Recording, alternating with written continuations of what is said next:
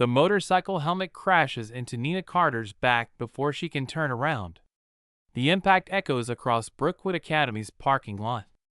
Her notebook flies from her hands, pages scattering across oil-stained asphalt. She stumbles forward, catches herself against a car hood, doesn't make a sound. Jace Hale stands 5 feet behind her, helmet dangling from one hand. His leather jacket catches afternoon sun. The Iron Crew flanks him. Mark is filming on his phone. Dev shifting his weight like he wants to be anywhere else. 17 students watch from the bus stop. Nobody moves.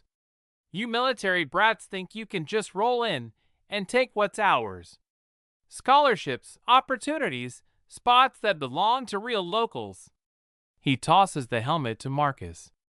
This is your welcome party. Consider it a warning. Nina straightens slowly. Her hand moves to her lower back, pressing where the helmet struck, but her face remains blank. She bends down, starts gathering notebook pages. Her fingers don't shake. Her breathing stays even. For exactly 2 seconds, her eyes flick to the security camera mounted above the gym entrance. Then back to the ground. Jace notices. Oh, you think someone's going to help you? Trusty Hale's kid versus some nobody transfer. Good luck with that. She collects the last page, stands, walks toward the bike rack without looking back. Marcus keeps filming until she's out of frame. What they don't see, Nina's hand slipping into her jacket pocket, pulling out her phone, opening a notes app. Her thumb moves across the screen. Day 1, parking lot, 3:45 p.m. witnesses. 17 minimum. Assault with object. Camera location confirmed. She saves the file, timestamps it, locks her phone. Then she allows herself one long exhale before heading to the nurse's office. Mrs. Chin doesn't ask questions when Nina lifts her shirt to show the bruise already forming across her spine. Purple spreading into blue at the edges. Honey, who did this? Nina's voice comes out flat, empty of inflection. I fell during gym. Didn't catch myself in time. Mrs. Chin frowns. Doesn't believe it. Documents it anyway. Click. Click. 3 photos from different angles. I need those photos emailed to me for my records. Something in her tone makes Mrs. Chin pause. She's worked here 14 years, seen plenty of kids lie to protect their bullies. But this girl isn't protecting anyone. She's building something. Mrs. Chin nods slowly. I'll send them within the hour. Nina heads to the cafeteria and finds a corner table near the window. She pulls out her notebook and starts sketching. Not random doodles. A map. The parking lot layout precise down to the handicap spots and dumpster placement. She marks camera angles with small triangles. Counts windows that face the scene. Notes blind spots. Her pencil moves like she's done this before. Methodical, calculated. When she finishes, she flips to a fresh page and writes. Day 1, 12:04 p.m. witnesses. 7 in cafeteria when Jace kicked my chair. Context, establishing pattern of public humiliation. She underlines public twice. Footsteps approach. Jace appears beside her table, flanked by Marcus. He leans down, reads over her shoulder. What are you, some kind of weirdo journalist? He kicks her chair, not hard enough to knock her over, just enough to jolt her hand across the page. Her pen leaves a jagged line through her notes. She stops writing, looks up at him. Her expression gives away nothing. No fear, no anger, nothing. It unsettles him more than tears would. You going to cry to the principal? Tell on me like a little snitch. Nina caps her pen slowly. No. The word hangs between them. Jace expected pleading or threats, or at least some reaction he could use. This calm refusal to engage throws him off balance. You've got 1 week to leave on your own, he finally says. After that, things get worse. He walks away. Nina waits until they're gone, then adds to her notebook. Day 1, 12:04 p.m. threat issued. Exact words documented. The guidance counselor's office smells like lavender and old coffee. Ms. Rivera waves Nina into a chair. Mrs. Chen flagged your file. Said you had an injury? I'm fine. Nina, if someone is bothering you, we have resources, protocols. You don't have to handle everything alone. Nina meets her eyes. Title IX protects students from gender-based harassment in federally funded schools. Section 1983 covers deprivation of rights under color of state law. I'm aware of my rights. The room goes quiet. Ms. Rivera blinks. That's oddly specific for a high school senior. My father made sure I knew. Something about the way she says, made sure, carries weight. Like survival training, not casual dinner table conversation. Is there anything you want to tell me? Nina stands. Not yet, but I'll let you know when the time is right. Day 2 arrives with digital warfare. Nina's phone buzzes during first period. Group chat notification forwarded by someone. Her yearbook photo from her old school, poorly cropped with text overlay. Military brats stealing our scholarships. 47 likes in 20 minutes. Comments pile up. Nina reads every word, screenshots every comment, opens a new folder on her phone labeled Evidence, Digital, timestamps each file, saves the whole thread. Then she mutes the notifications and goes back to taking chemistry notes like nothing happened. Over the next days, the harassment escalates. Lunch period takeovers. Library surveillance. Day 3 brings academic warfare when Mr. Park questions her engineering test score, suggesting she cheated off Jace. Day 4, her bike tires are slashed.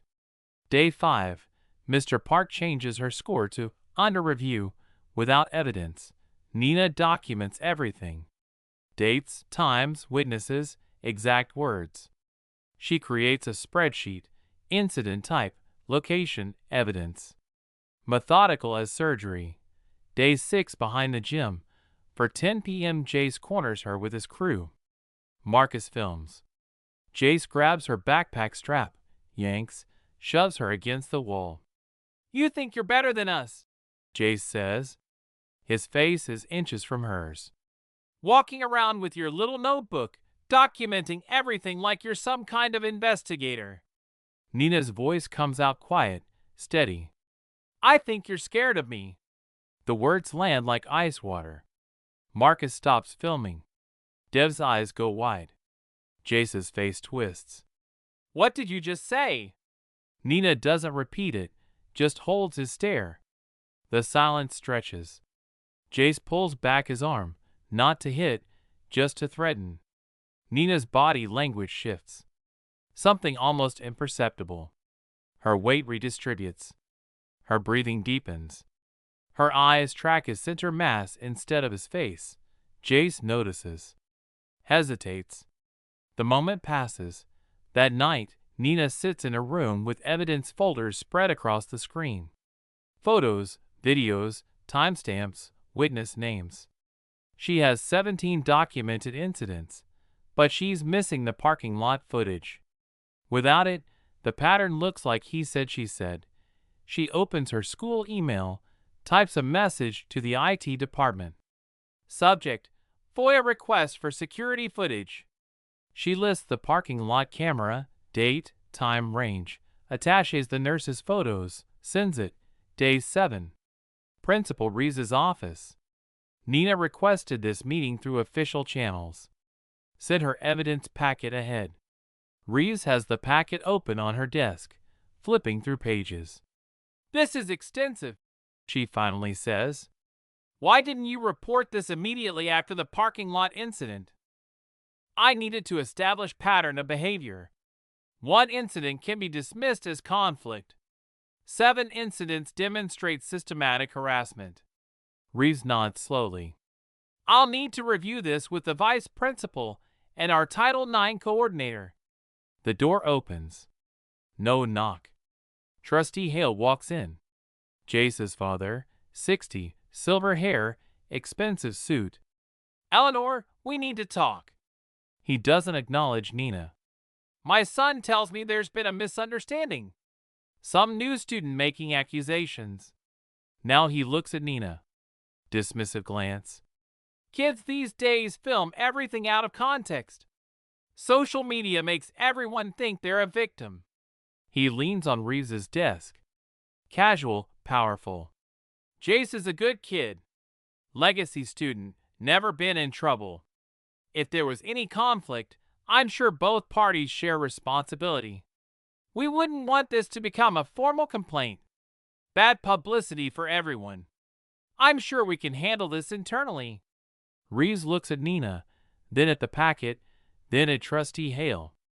The calculation is visible on her face. Let me review everything, Reeves says carefully. I'll make my determination by end of week. Nina stands, walks out. Knows what review everything means. Delay. Deflect. Protect the legacy student. That night Nina uploads everything to cloud storage. 3 separate accounts, encrypted backups. By 2 a.m., she has a case file that would make a prosecutor proud. Day 8 arrives. Nina receives an email from Principal Reeves. After careful consideration of all parties involved, I've determined that without video evidence of the initial incident, we cannot pursue disciplinary action based solely on conflicting accounts. Please consider this matter closed. Closed. Translation, buried, lunchtime. Nina checks the security footage request status. The IT department responded. Request denied. Reason, footage automatically deletes after 72 hours unless flagged for review. The footage is gone. For the first time since this started, her hands tremble. Then she notices Ethan Cross watching her from across the library. Tech club kid. He's been observing her since day 2. That afternoon. Whispers spread. Did you hear? That military girl tried to get Jace expelled. Trustee Hale shut it down. Nina walks through halls that part around her. They've chosen sides. And she lost. Her phone buzzes. Text from unknown number. I might be able to help. Library. 5 p.m. Come alone. 5:00 p.m. arrives. Ethan Cross appears, laptop underarm. He looks nervous. I shouldn't be here. He sits down, opens his laptop. The security footage isn't deleted. It's corrupted. There's a difference. Nina's pulse quickens. Can you recover it? Ethan's fingers hover over the keyboard. Maybe, but if I do, Jace's crew will know I helped you. You don't owe me anything. I know, but if I don't help now, I'm just another bystander. My sister transferred out last year. Different bully, same system. I should have helped her. He pulls up file recovery software, starts typing. Give me 24 hours. At 5:45 a.m., her phone buzzes. Email from encrypted address. Subject, recovered. She opens it. Clicks the attachment. Video player loads. Parking lot. Day 1. 3:45 p.m. crystal clear. Jace walking up behind her. Helmet raised. The swing. Impact against her back. Every frame timestamped. Undeniable. 6:15 a.m. Nina arrives at school early. Heads straight to Principal Reeves' office. When Reeves arrives, Nina stands. I have new evidence. Security footage from day 1, recovered from backup servers. She holds up the flash drive. Reeves plugs it into her computer, watches the parking lot video, rewinds, watches again. She picks up her desk phone. Get Officer Willis up here and call Vice Principal Torres. Emergency meeting. She looks at Nina. This is assault with a weapon. And everything that followed is documented escalation from that first incident. Trustee Hale is not going to like this. Nina's voice stays flat. That's not my concern. By third period, Word spreads. Officer Willis pulled Jace from class. Marcus and 2 others followed. The school buzzes with speculation. At 1:15 p.m., her phone vibrates. Text from unknown number. Meet me behind the gym. We need to talk. Come alone. Behind the gym. 1:20 p.m. Jace is there. No crew this time, just him and Marcus, who stands back holding his phone. Filming. Jace's face is tight. You had to push it. Couldn't just leave. Now my father's career is over. My future is over. All because you couldn't take a hint. Nina stops 12 feet away. I took every hint. I documented every threat, every assault, every witness. This is what accountability looks like. Jace takes 2 steps forward. You think you're so smart coming in here with your military brat attitude, taking spots from real students? Another step. You don't belong here. He reaches down, picks up his motorcycle helmet from where he left it against the wall. You want to see what happens? He raises the helmet overhead, both hands gripping it, aiming for her head. This is what happens to people who don't know when to quit. Time compresses. The helmet swings down fast, committed, aimed at her skull. Nina's training kicks in. No thought, pure reflex. Her hands snap up, both palms open. She catches the helmet mid-swing, redirecting the momentum downward and to the side. The impact jars her arms, but she absorbs it. She twists the helmet from his grip while he's off balance. It comes away clean. For one frozen second, they stand there. Nina holding the helmet. Jace staring at his empty hands. Marcus still filming, mouth open. Then Jace lunges, throws a wild punch. Nina sidesteps. Clean, economical. As he stumbles past, she delivers a shoulder check. Minimal force, just enough to use his own momentum against him. He crashes into the bike rack. The helmet drops from Nina's hands, clatters on pavement. Footsteps running. A small crowd is gathered. They stare, mouths open. Nina looks at Marcus, at the phone. You got all of that? Her voice is steady. Marcus nods, unable to speak. Good. Officer Willis will want to see it. Officer Willis arrives 6 minutes later. She takes statements from 5 witnesses.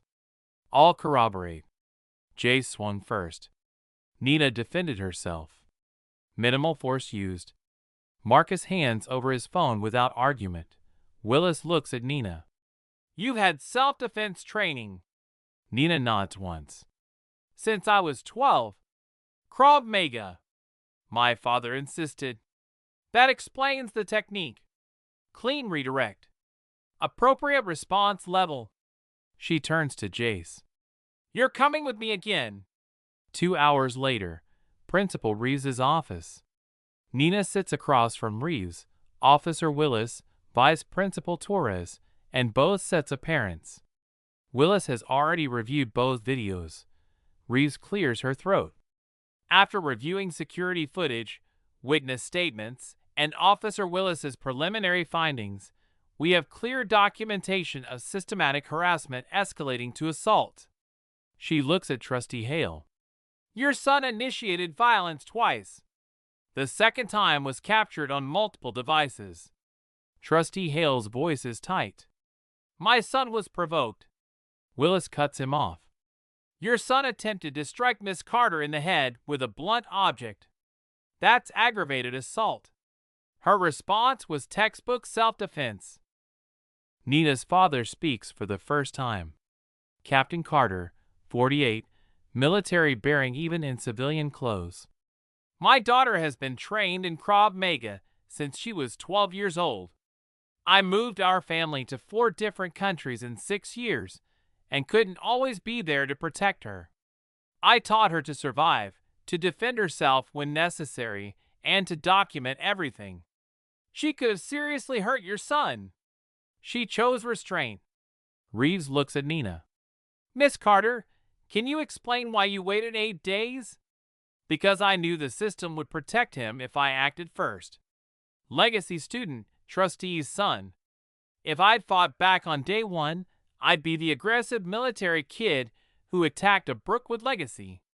So I let him show everyone exactly who he was, documented every incident, gathered witnesses, let him escalate until he committed assault with a weapon in front of cameras and multiple students. She turns to Reeves. You told me my case was closed. That without the parking lot footage, it was he said, she said. But I knew he wouldn't stop, so I waited, endured, documented until he handed me undeniable proof. Officer Willis nods slowly. You essentially built a prosecutable case while being victimized. My father taught me that battles aren't won by who hits first. They're won by who has better evidence when it's over. The consequences cascade fast. Day 9. Jay's suspended pending investigation. Criminal charges filed. Marcus transfers to alternative program. Week 2. Trustee Hale resigns from school board. Week 3. Mr. Park issues formal apology. Test score restored. Week 4. The Legacy Engineering Scholarship is renamed Merit Without Borders. First recipient, Nina Carter, $15,000. Week 6. 8 new security cameras installed. Title IX coordinator hired from outside the district. School assembly mandatory. Reeves addresses the whole student body. 3 weeks ago, one student experienced what many of you have witnessed yourselves. Systematic harassment that our policies failed to address. That failure is on me, on every person who saw something and said nothing. But that student documented, persisted, used the system even when it failed her. And in doing so, she made us all better. Applause starts slow. Builds, month 2. Jace completes his suspension, returns under strict probation. Nina sees him once in the hallway. He's alone. No crew, just a kid carrying guilt and textbooks. He glances at her. She nods once. He nods back. Keeps walking. Graduation day arrives. Nina walks across the stage, accepts her diploma. As she returns to her seat, students in one row stand, then the row behind, then more. Standing ovation. After the ceremony, she stops by Reeves's office. She notices the shelf behind the desk, the helmet sealed in a clear case, label underneath. Evidence, Case 2024 HC07. Reminder, policies exist to protect, not preserve power. Nina touches the case. Make sure the next student doesn't have to be this strategic. Reeves nods. I promise. 2 weeks later, a letter arrives. State Engineering Program. Your scholarship has been renamed in recognition of your advocacy. The Nina Carter Initiative will fund transfer students facing harassment. Your documentation became our blueprint for reform. Nina calls her father. They named something after me. His voice carries pride. You earned it. Not just surviving, but making sure others won't have to. Final shot. Principal Reeves' office. 6 months later. The helmet still sits on the shelf in its case. Camera pans to wall. Plaque mounted beside the trophy case. The Nina Carter Initiative, Merit Without Borders. Established 2024. Funded by students who refuse to accept that power means privilege. Below it, smaller text. Because courage shouldn't be a prerequisite for education, and justice shouldn't require perfection. Screen fades. No voiceover needed. The evidence speaks for itself.